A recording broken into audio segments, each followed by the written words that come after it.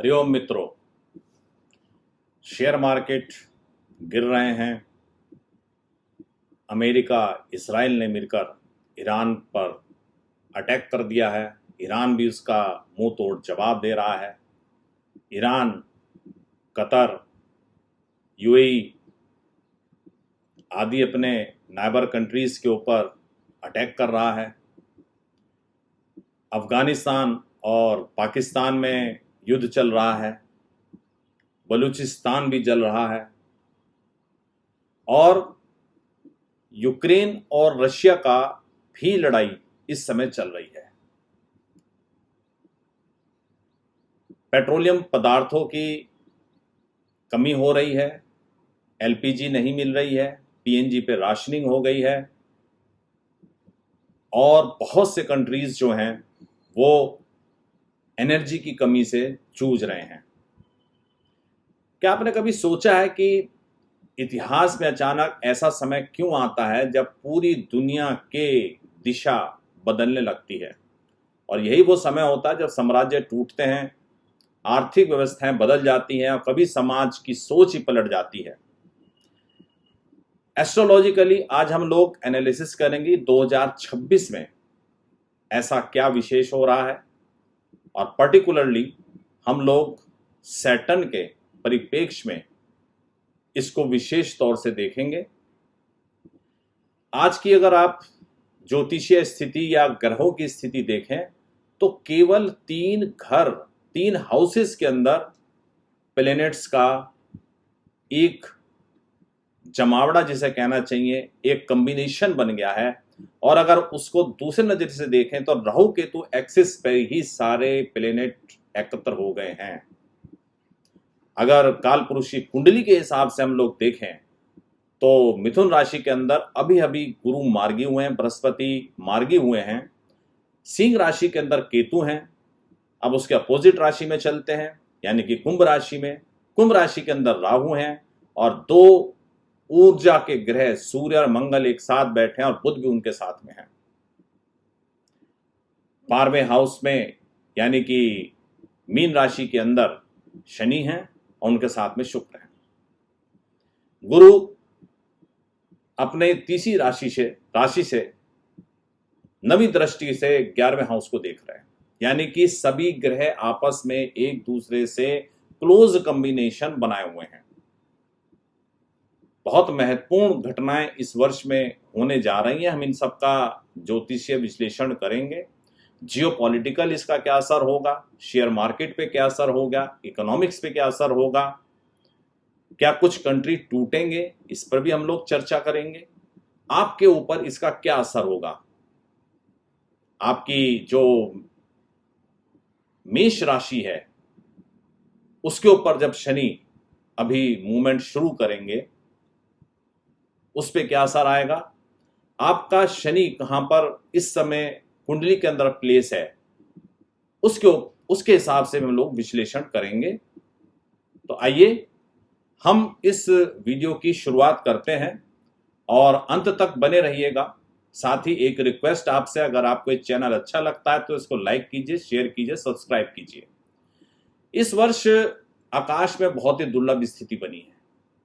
सबसे पहली स्थिति बनी 20 फरवरी 2026 को, जबकि जब हमने देखा कि नेपच्यून और सैटर्न इनका एक कॉम्बिनेशन हुआ। फिर 14 मई को अभी सैटर्न मूव करेंगे और 20 मार्च को हमारा नया वर्ष जो है हिंदू वर्ष वो शुरू होने जा रहा है। और इतिहास को पलटने में सैटर्न का बहुत बड़ा रोल रहता है। इसको भी हम लोग हिस्टोरिकल मूवमेंट के से इसको चेक करेंगे। सबसे पहले संक्षेप में अगर देखें तो हम ये समझने की कोशिश करेंगे कि सैटर्न होते क्या हैं, किस तरह से हमें इफेक्ट डालते हैं। सैटर्न को एस्ट्रोलॉजी के अंदर कहा जाता है कम फलदाता। लोग शनि को ये मान के चलते हैं वो कष्ट देते हैं। शनि काल हैं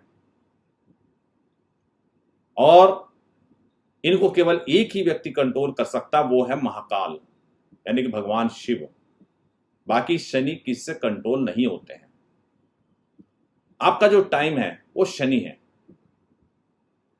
कभी रावण ने इसको कंट्रोल करने की कोशिश की थी, जो कि इतिहास के पन्नों में दर्ज है। शनि को ये भी कहते हैं कि वो कर्म फल दाता है, जस्टिस का प्लेनेट है। आपको जस्टिस करने के लिए आया है, डिसिप्लिन सिखाने के लिए आया है, और साथ ही रियलिटी बताने के लिए आया है कि रियल में क्या होता है। बहुत सारे भ्रम व्यक्तियों को होते हैं, वो भ्रम जो हैं शनि ही तोड़ते हैं। जब व्यक्ति को लगता है कि मैं ही सब कुछ हूं और कुछ नहीं है, तो शनि उसको ये बताने के लिए आता है, नहीं, तुमसे ऊपर भी कोई है जो तुमको कंट्रोल करता है। क्लासिकल टेक्स्ट में अगर हम देखें तो हम लोग आज केवल एक ही टेक्स्ट को हम लोग यहाँ पे कोट करेंगे, वह भरत प्राशर होरा शास्त्र। वहां पर कर्म का जो पूरा उत्तरदायित्व है वो शनि महाराज को दिया गया है, कि शनि महाराज जो हैं वो किस तरह से आपको प्रभावित करते हैं। ये दो राशियों के स्वामी होते हैं, मकर के और कुंभ के। मेष राशि के अंदर ये नीच के होते हैं, जो कि अभी इनकी राशि आने जा रही है, और तुला राशि में ये उच्च के होते हैं। 2.5 साल एक राशि पे रहते हैं, और उसी के अनुसार कभी कभी 7.5 इत्यादि की बात भी लोग कहते हैं। उसके ऊपर भी हम किसी पृथक से इसके ऊपर चर्चा करेंगे। तो वैदिक काल से ही शनि को कर्म फल दाता कहा जाता है। अब इस वर्ष क्या विशेष 3 इवेंट को हम लोग कभी एनालिसिस करेंगे। 20 फरवरी को सैटर्न और नेपच्यून दोनों पाइसिस साइन के अंदर दोनों का कंजक्शन होता है। नेपच्यून एक इंपॉर्टेंट प्लेनेट है, 36 ईयर बाद में ऐसी स्थिति बन रही है। 20 मार्च को हमारा जो मेष राशि पे हमारा नया सूर्य का जो वर्ष है वो शुरू होने जा रहा है। चैत्र के नवरात्रि भी शुरू होंगे 19 तारीख को, तो 20 तारीख से हमारा नया जो हिंदू वर्ष है वो शुरू होने जा रहा है। और मई के महीने में शनि जो है अपनी मेष राशि यानी कि नीच राशि की ओर अग्रसर होंगे। 20 फरवरी को दोनों का, सैटर्न और नेपच्यून का, एक जल तत्व राशि के अंदर दोनों का कॉम्बिनेशन हुआ है, जिसका असर अभी तक हमको देखने को मिल रहा है। शनि जैसे हमने बताया कठोर सत्य है, आपका अनुशासन है, आपकी सीमाएं हैं, आपका उत्तरदायित्व है। और नेपच्यून क्या है, वो भ्रम की स्थिति पैदा करता है, कल्पना पैदा करता है, रहस्य पैदा करता है, और थोड़ा सा इल्यूजन पैदा करता है। ये नेपच्यून का कैरेक्टरिस्टिक कहा जाता है। ये इस दौरान के अंदर हमने देखा बहुत सारा राजनीतिक प्रचार हुआ विश्व के मंच पर। चीजें बहुत तेजी से चेंज हुई हैं, चाहे हम यूएसए के प्रोस्पेक्ट पे देखें, स्टेटमेंट्स लगातार चेंज हुए हैं। और यहां पर अगर हम देखें तो भारत की स्थिति एक अलग तरह की स्थिति बन रही है। भारत बहुत ही संतुलित रूप से चीजों को नियंत्रित करने की कोशिश कर रहा है। डिजिटली बहुत सारे भ्रम फैलाए जा रहे हैं। कभी एप्स्टीन फाइल के नाम पर कुछ फेक वीडियोस चलाए जा रहे हैं, और फेक वीडियो तो आजकल ऐसे चलते हैं कि आप पता लगाना मुश्किल है कि आप ही का एआई है, आप ही नहीं पहचान पाएंगे। इतना बेहतरीन वो जो है बनाने लगे हैं। व्यक्तिगत जीवन के अंदर लोगों को बोध भी होने लगा है, शुरुआत हो चुकी है। मीन राशि क्या है, वाटर एलिमेंट है, जो कि इमोशन का साइन है, समुद्र को दर्शाता है, स्पिरिचुअलिटी को दर्शाता है, कलेक्टिव माइंड यानी कि सामूहिक जो हमारा मस्तिष्क है उसको भी ये सोच दिखाता है। तो यहां इस राशि पर ही ये कॉम्बिनेशन हुआ है, जिसके कारण से विश्व में जो उथल पुथल शुरू हुई है वो वहीं से ही शुरू हो गई, उसका प्लानिंग बनने लगी, सामूहिक इसका असर जो है वो होने लगा। और प्लेनेट का कॉम्बिनेशन तो हम पहले आपके सामने डिस्कस कर ही चुके हैं। ये 36 ईयर के बाद में ये कॉम्बिनेशन आता है। तो इस कॉम्बिनेशन को हम देखेंगे कि पहले 36 ईयर का अगर हम एनालिसिस हम करेंगे तो हम देखते हैं कि इस पीरियड के अंदर क्या क्या हमारे पास इतिहास में हुआ है। 1917 में शनि और नेपच्यून का इसी तरह का मिलन हुआ था। उस समय रशिया में जो है रशियन रिवॉल्यूशन हुआ था, जार शाही समाप्त हुई थी, और दुनिया में पहली बार कम्युनिस्ट का शासन स्थापित हुआ था। और इस कम्युनिस्ट शासन ने पूरे विश्व की राजनीति को पलट दिया था। आइए इसके 36 साल बाद फिर हम बात करते हैं 1953 की, जबकि स्टालिन जो कि सोवियत संघ के शक्तिशाली नेता थे, उनकी मृत्यु हुई और उसके बाद सोवियत संघ की जो राजनीति है उसकी दिशा पलट गई। ये भी शनि के चक्र का परिणाम माना जाता है। और 1989 के अंदर बर्लिन की जो दीवार थी वो गिर गई और उसी वर्ष जो है कोल्ड वार जो चल रही थी वो समाप्त हो गई और दुनिया की राजनीति काफी हद तक चेंज हुई है। अब अगर हम देखें तो आज 36 वर्ष बाद वही साइकिल अपने आप को दोहरा रहा है। तो इतिहास अब बताएगा क्या कुछ देशों की सीमाएं चेंज होंगी, जो कि संभावनाएं दिख रही हैं। जियोपॉलिटिकल कुछ अलग खेमे बनेंगे। जियोपॉलिटिकली हम देखेंगे कि विश्व के अंदर अब जो पहले जिसका राज्य था, चाहे वो यूएसए है, उसका साम्राज्य को टक्कर देने के लिए लोग अब सामने आने लगेंगे। डॉलर का जो प्रभुत्व था वो भी धीरे धीरे अब कम होने के कगार पे चलेगा। आगे और हम इसमें डीप में चर्चा करेंगे इन चीजों के ऊपर कि 2026 हमें क्यों मायने रखता है, किस हिसाब से 2026 हमारे लिए क्या मायने रखेगा। बहुत सारे इकोनॉमिकल रिस्ट्रक्चरिंग आप देखेंगे। आप देख रहे हैं कि एनर्जी पे अब लोगों को सोचने पे मजबूर होना पड़ रहा है। क्या हम लोग ईरान, इराक, कतर, जहां से हमारा देश का 70% तेल आता है भारत का, और जो को होमोर्ज का जो स्टेट है यानी कि जल डमरू मध्य, जो कि ईरान के पास से और फारस की खाड़ी से होकर निकलता है, ईरान और ओमान से वो निकलता है। ईरान ने उसे पूरी तरह से कब्जा किया हुआ है इस समय, और वहां से निकलने वाले जो शिप हैं उनके ऊपर अटैक कर रहा है। वो उन्होंने पानी के अंदर जो है उसकी जो बारूदी सुरंगें हैं उनको बिछाया जा रहा है, जिससे काफी डैमेज हो रहे हैं। और उनका, ईरान का यह कहना है कि तुम हमारे पे अटैक कर रहे हो, हम पूरे विश्व की सप्लाई काट देंगे। इंडिया इसके अंदर एक बड़ी ही इंपॉर्टेंट पोजीशन के ऊपर आता है, क्योंकि इंडिया का काफी तेल वहां से आता है और इंडिया जो है चौथा वर्ल्ड का सबसे बड़ा रिफाइनरी का एरिया है, सबसे ज्यादा तेल को साफ करता है। और जो हमारे यूरोप के कंट्रीज हैं उनको भी इंडिया ही रिफाइनरी कच्चा तेल लेके साफ करके वहां पे उनको सप्लाई करता है। यूरोप को, बांग्लादेश को देता है, मलेशिया को देता है, कई कंट्रीज को इंडिया सप्लाई करता है। तो यहां पर जो जिस तरह की स्थिति हो रही, कतर से पाइपलाइन आ रही थी, गैस की पाइपलाइन, उससे अब गैस नहीं आ पा रही है, जिसकी वजह से इंडिया में गैस की शॉर्टेज जो है वो हो रही है। तो यानी कि जियोपॉलिटिकल अब चीजें चेंज हो रही हैं, आर्थिक रीसेट हो रहे हैं, एक सामाजिक जागरण हो रहा है कि क्या ये इसी तरह से चलेगा, क्या कोई नई शक्ति उभर के आएगी इस पीरियड में, जबकि सैटर्न और नेपच्यून दोनों आपस में मिल चुके हैं। शनि का जो प्रभाव है वो आर्थिक संरचना को चेंज कर सकता है, बदल सकता है। डिजिटल इकोनॉमी की जगह आने वाले समय में फिजिकल एसेट की वैल्यू बढ़ेगी। जियोपॉलिटिकल ये चेंज जो है थोड़े से दिख रहे हैं। नए अलायंस बनेंगे, अमेरिका के जो पुराने अलायंस थे वो उससे अलग होंगे।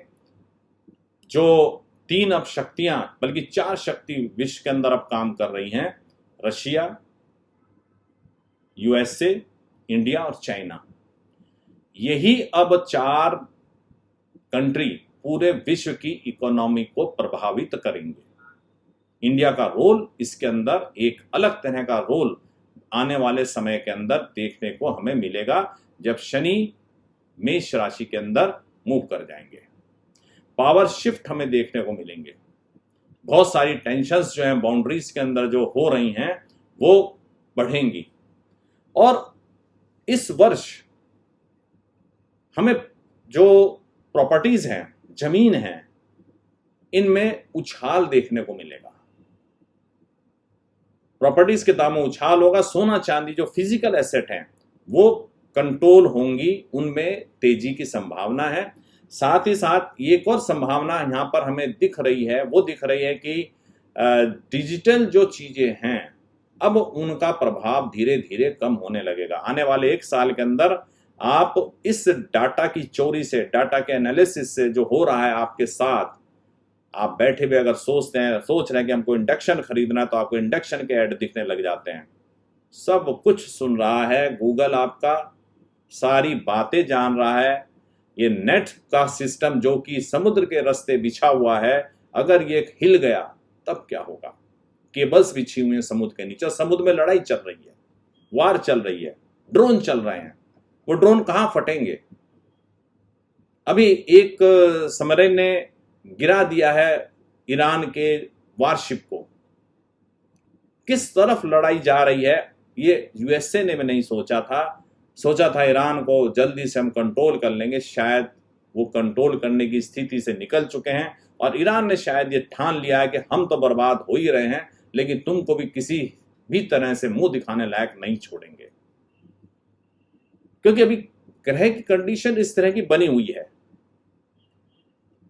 तो इन चीजों के ऊपर हमें अभी ध्यान रखना होगा और झूठ का बोलबाला इस समय बहुत ज्यादा होगा।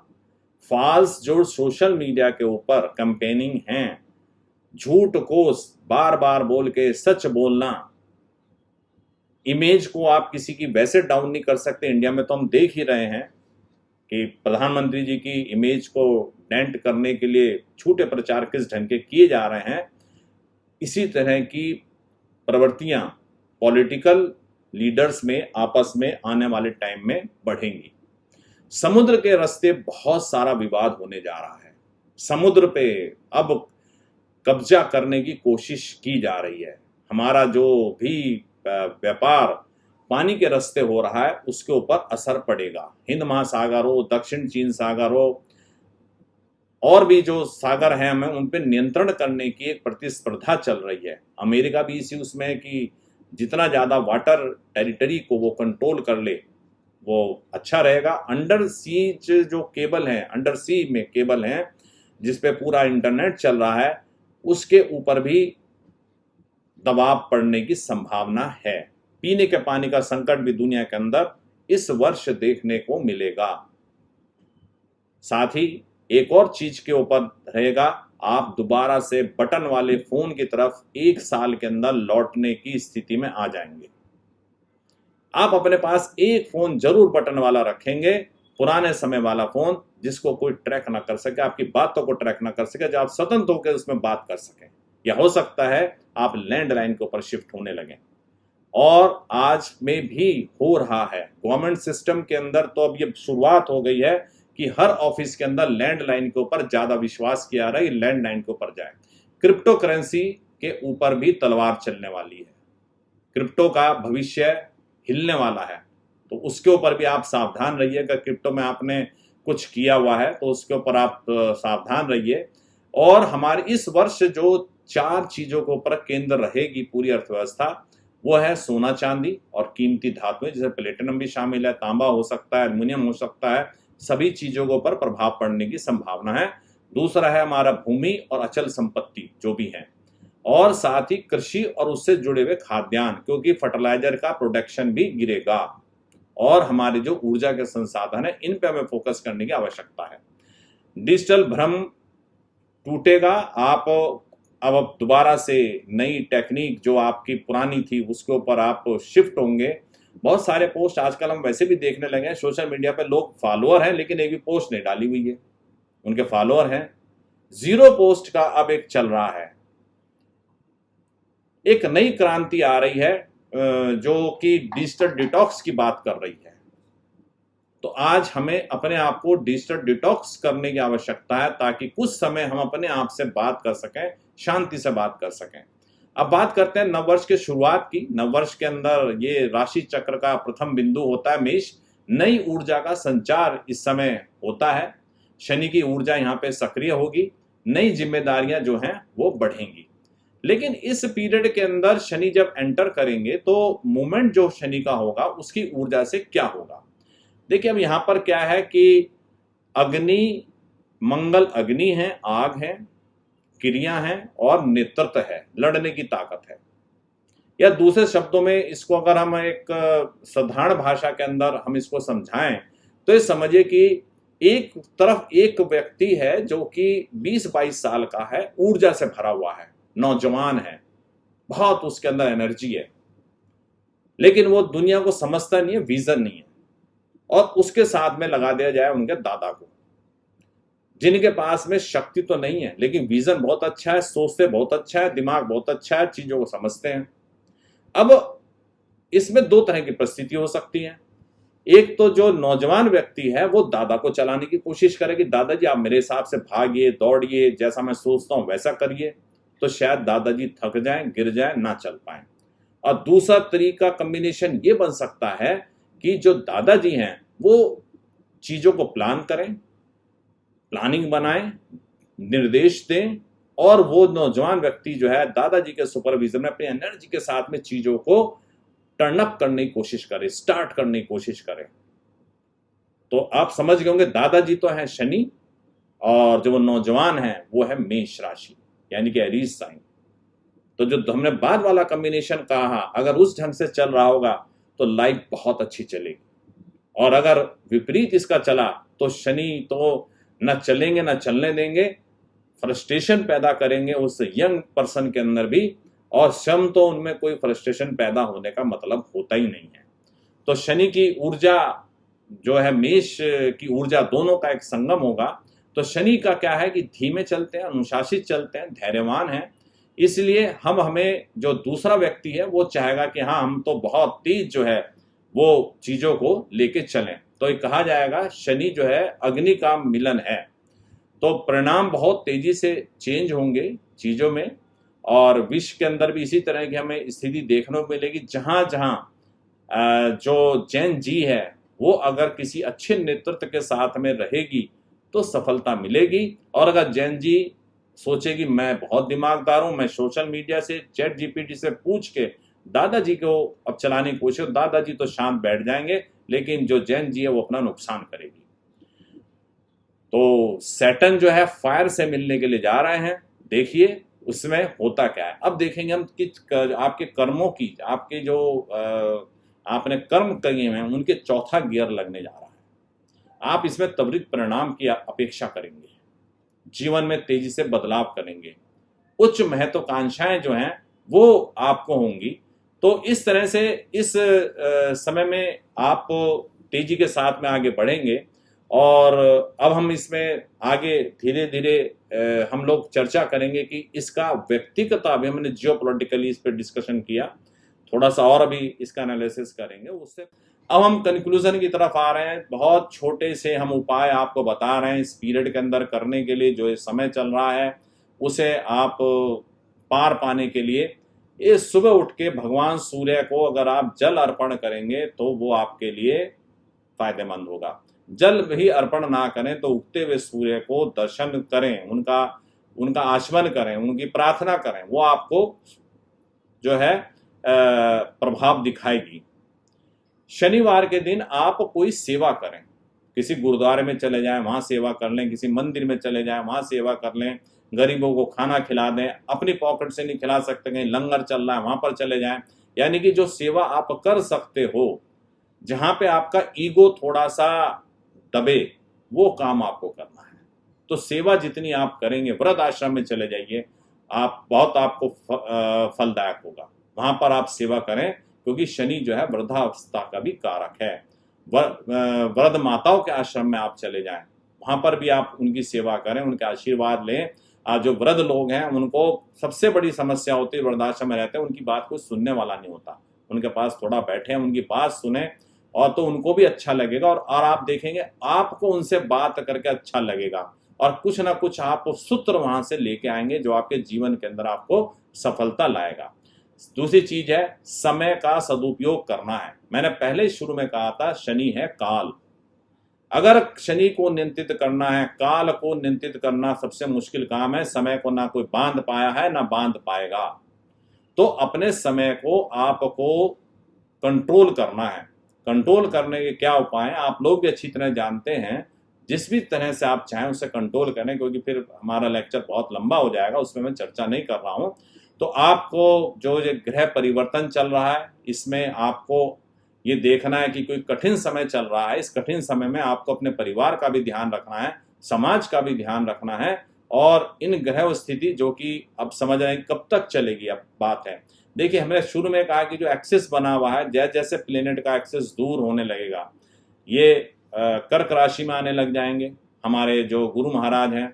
इसके बाद में शनि हमारे मेष राशि के अंदर चले जाएंगे।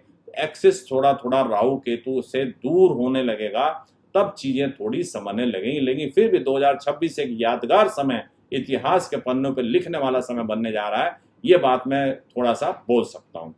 तो आज के लेक्चर में इतना ही। पुनः आपसे अनुरोध है, अगर आपको लेक्चर अच्छा लगा हो तो लाइक कीजिए, शेयर कीजिए, सब्सक्राइब कीजिए और हमारे चैनल को देखते रहिए। हरिओम।